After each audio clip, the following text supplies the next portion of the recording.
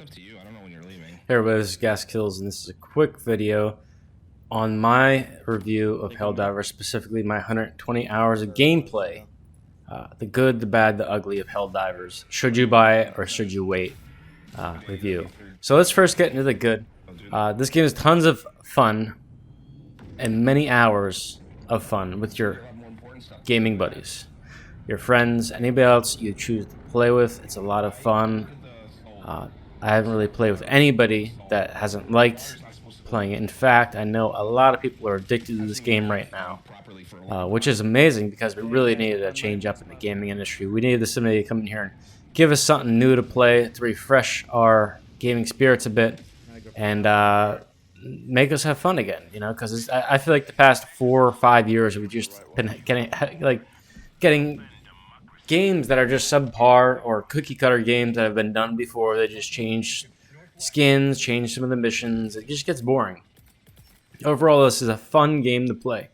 A lot of fun in many different ways. There's different environments, different enemies. There's 9 different levels of difficulty. In fact, I actually wish they would have more levels of that. I'd like to have a higher level than the Hell Dive. Might call me crazy, but I have done the Hell Dive without a death. And I think they could add some more insanity into this game. I also enjoy the RNG, the random number generated levels of depth in the game, and the random glitches that happen that are just hilarious, where you just go flying across the map from getting like hit by a bug, or you see a bug go flying around, or there's just, you know, there's these little graphical glitches here and there. I think those are hilarious. I love that about games. As long as they're not there doing it all the time and completely breaking the gameplay, I think they're funny, especially in a game like this where it's not a PvP game. The textures, the art, and everything in this game, the overall look and feel look amazing. I love it. I love the way this game looks, the way it feels, and even the aiming system's amazing. I love how it's different. It's a little bit more challenging. It's something we haven't seen before. And again, this is a great way to play with your friends, a great way to unite for democracy, kill some bugs and robots, and collect some samples. You know, you gotta collect your samples, you get your upgrades. It's a great little progression system they have here. Alright, so let's go into the bad. There have been a lot of issues with this game since launch, actually at launch.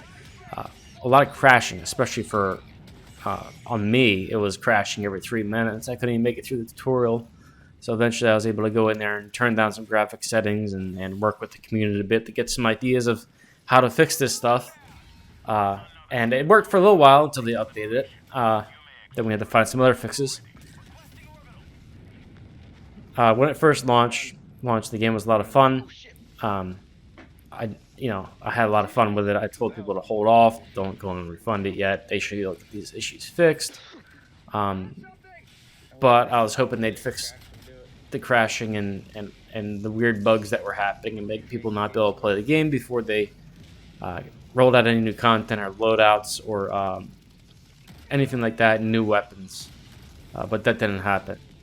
And then there were some of the weapons that people really liked, like the railgun and also the breaker shotgun, which, in my opinion, those two weren't overpowered.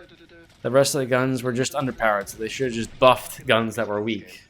One of the weapons I use right now is the spray and pray shotgun, which I used the day before they buffed it.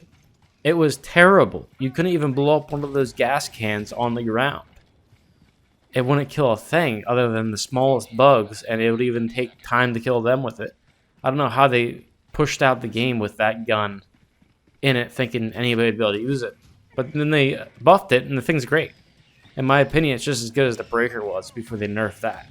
So if you guys are looking for a suitable replacement for the breaker, the spray and pray is a good option. That's the one I've been maining this whole time, ever since I did the update. Oh crap! Underneath the intended target and hit you. Sorry. But I think these changes to the whole meta aren't a big deal. Some people got really angry about it, which is understandable because you sit and you work on getting these things unlocked only to have them be taken away from you, essentially, which is something I always hated about like Call of Duty and these other games where they get you to pay for these new guns for their battle pass, and then they go and nerf them after everybody has them. It's just like, okay guys, bait and switch much? Alright, so let's get into the ugly. So the whole crashing thing, pushing out software that hasn't been tested fully, is a modern software development issue, in my opinion. It happens way too often nowadays, and companies get away with it. Companies should not be releasing broken products to their customers. You see this in a lot of gaming companies nowadays, a lot of software companies. It's just, you get tired of it. Like, you're paying full price for a game that's not fully finished. It makes no sense to me. How do they get away with this? They will update or patch a game, fix a known bug or an issue, and then also create multiple other bugs and issues. So then it's a never-ending cycle of fixing bugs and creating issues. And it just makes the whole user experience very irritating to have something that isn't stable. And I find that's why I used to always go back to the same games before, because they were updated, they were already fixed, they were running properly. Because all the new games always had so many issues. It was like frustrating. Test your stuff before you push out updates. Seriously. So an example of this is the arc thrower. Now, I tested this out tonight with some friends. The arc thrower did in fact get buffed, but it got buffed so strong that it now crashes your game. It crashed my game 3 times while I used it. My buddy crashed 2 times. A couple other people on there crashed as well. It's kind of hilarious, but at the same time it's sad because that gun is actually really fun to use. Another thing I noticed is the gaming files magically get corrupted on my PC after only 1 gaming session. And it happens on Steam mainly. I know it can happen on PlayStation as well. You have to go for reinstall, get rid of it. Maybe after an update that happens. But for me, it happens after a game session. I don't know why. But I need to go in there and fix that file before I play, and then it'll play without crashing. There's a list of other issues, but my point here is this game is awesome, but the only thing holding it back is the crashing, in my opinion. If they could fix the crashing, this would be a top-tier game. But until they do that, I can't really suggest people go out and buy it, just because you can't really guarantee you'll be able to play it. Another thing that broke about this game that was working before was the social tab. And the whole reason you play this game is so you can play with your friends. It's sad because the social tab was working when they when this first came out, and after they did that big update, it seemed to have broke it. So a lot of people on PlayStation 5 can't even send friend requests, can't receive them, can't join games. I wasn't out on Steam. I wasn't able to join any of my friends on cross-platform, but even some of my friends that played on Steam for a while, and that seemed to have recently been fixed as of 3 days ago. But yeah, those are my thoughts of Helldivers 2 so far. I do love the game. I love playing it. It's a lot of fun. Do I suggest you buy it? Just take everything I said into consideration before you purchase it. It's $40. If you have friends that play it, you want to give it a shot, it's a lot of fun.